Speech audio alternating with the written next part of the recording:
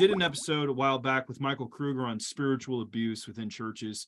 And there's in no way should any Christian household have any type of abuse, emotional, spiritual, sexual, any which way. But you gave a kind of a word of caution, because some women have been abused and they've gone to their leaders and their leaders did not handle it well. They said it's either blamed them for soliciting that type of abuse and telling them to go back into those situations. I just want to make sure that everyone hears our conversation right now.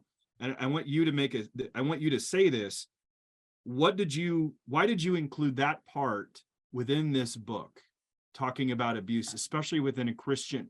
And I'm going to put air quotes. Let's hope they're not Christian. Let's put them in the nominal category, best case scenario there. But yeah, in terms of statistics, it is important to recognize that even church-going Christian men there is a percentage who are abusive. I think it was 2%. I'm going by memory. So it's a small number, but there are even men who attend church regularly, like my father. Like I started the book with my father, who was severely physically abusive, but man, he was adamant about being in church every Sunday. So there is a small percentage, even among church-going men. Most of them, however, are nominal. That's true. But I included that because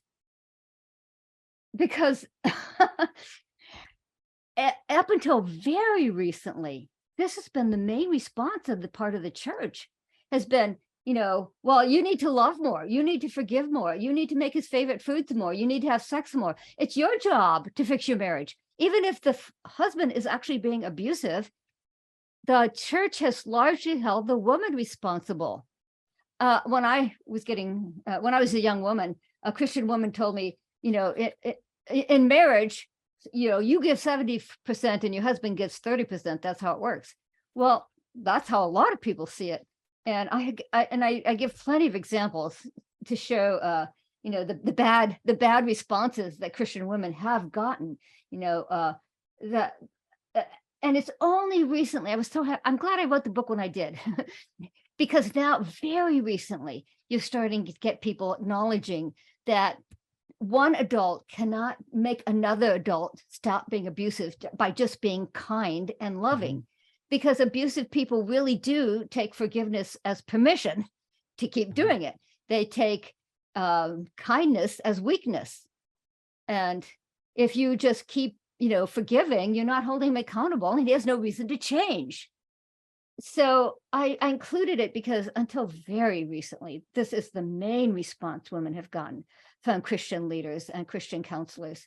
And so I canvassed the literature and found all the quotes I could from people saying, no, actually, the response to abuse is Matthew 18.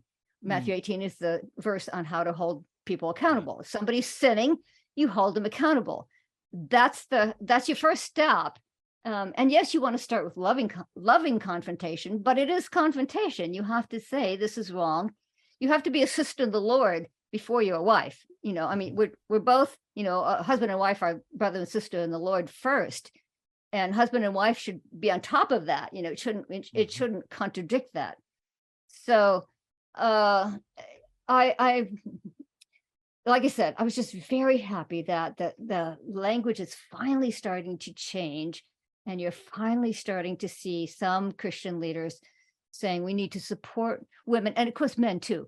But numerically speaking, statistically, it is mostly a male thing. Abuse in marriage is mostly male. And I quoted non-Christian and Christians on this.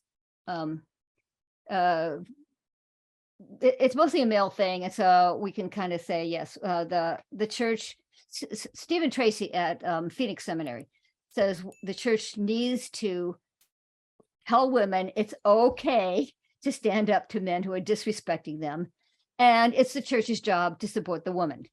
He has a ministry called Mending the Soul, and he was one of my favorite sources. At any rate, yes, it's very, very recent. And if you talk to most women my age, they've lived for years with people telling them it's your fault. What did you do? What did you do? Yes, he shouldn't have hit you, but what did you do that made him hit you? We have lived with that for years. So just to let you know firsthand. we have lived with that for years, and it is so refreshing to see that the literature is starting to change and say, no, we have to hold men accountable. If there's actual sin in a marriage, you don't start by saving the marriage, you start by addressing the sin. That's your first goal.